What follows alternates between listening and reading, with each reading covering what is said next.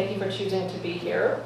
My name is Melissa, and I have the pleasure of introducing author David Mezzapelle with his terrific new book, Contagious Optimism, Uplifting Stories and Motivational Advice for Positive Forward Thinking. David has a really interesting story. He is a person who has always worked to keep his glass completely full. David has spoken on both radio and television. He was a featured TEDx speaker, and he is also a frequent contributor to the Wall Street Journal. And Contagious Optimism is his first book. This is a book that is filled with personal stories of real people. What I love about this book is it's one of those books you can open up to any page and find words that will inspire you, stories that speak to you. It reminds us that we are all hardwired for stories, and it is through stories that we learn to understand the world that we live in. We are very thankful to have David Mezzapelle put this book together, reminding us of the power and possibility of optimism. May we please give a warm welcome, although we're going to do, David, you're going to get up first, right? So we're going to introduce David first, who's going to introduce David Mezzapelle. Okay, thank you. Please give a warm welcome.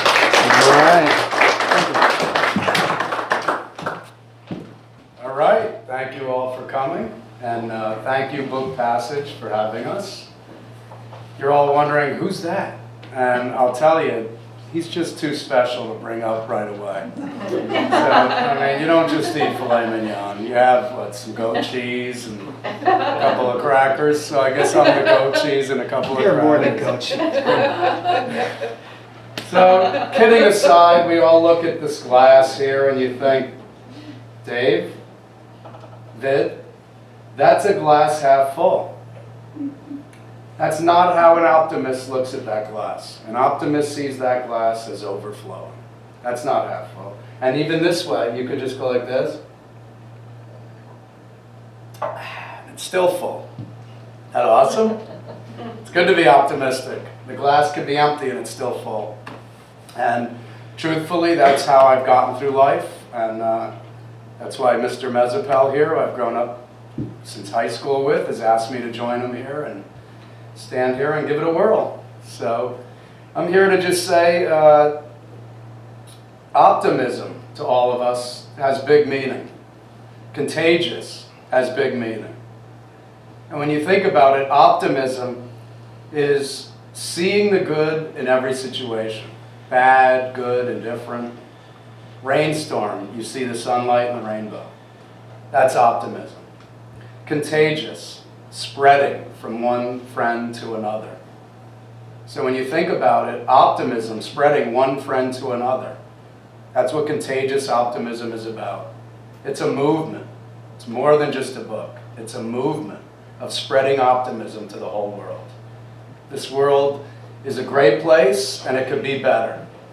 And the more optimism we spread from one to another, the better it will be.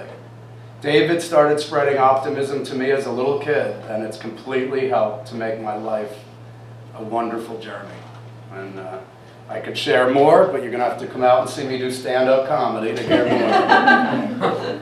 So, my name's David Martin, and I wrote a chapter about finding a silver lining in a stock market crash is basically the background behind my chapter, which is called The Positive Aspects of a Market Correction.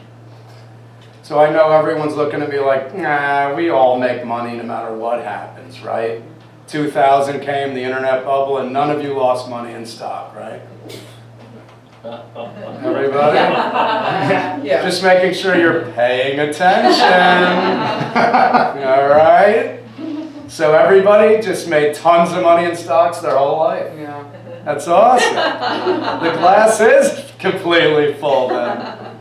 My glass has been full and empty a bunch of times in my 20-year career. And about 15 years, well, 13 years ago now, David Mezzapelle here was a client of mine.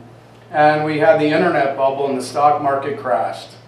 And it was a tough time, but during the whole time, Dave Mezzapelle was a client of mine, And I was like hiding from clients. I'm like, oh shit, I lost more. I better hide. And he would call me and invite me out on his boat and make me share the optimism that he felt. It's down, Dave. Come on. We loved AOL at 90. It's 4. Come on. It's 4. And I'd say, it's going to go to 3. Where were you at 90 then? Telling you to buy it. I know. Where else? Just kidding. That's fantastic. So we learned a very valuable lesson there. And my chapter is all about how people, when things get tough and the stock market's dropping and there's complete fear, that's when you want to make optimism your hero. You have to turn to it, because the herd, you've all heard the expression, the herd are selling, causing fear, listening to the media, and the stock market's dropping. And who buys? The optimist. We all have a friend, at least one, who bought some stocks in '09, right? Anyway, so that's what my chapter's about. It's about using fear and uncertainty to be an optimist, because optimism carries a lot of value in periods like that. And periods all the time, but certainly when there's opportunity like that.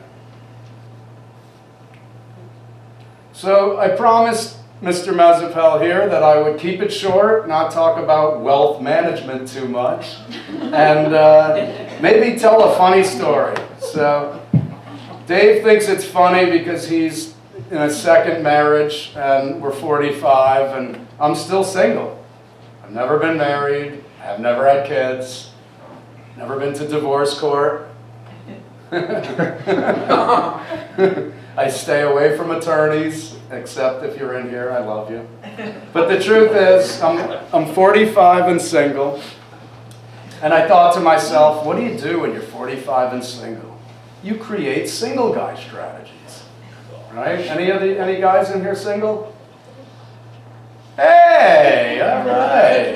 And proud enough to admit it with a half a hand raise, you see that?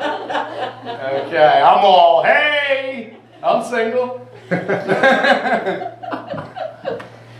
fun. So the truth is, I want to meet a yoga girl. That's what I want. So I decided I have to create some single guy strategies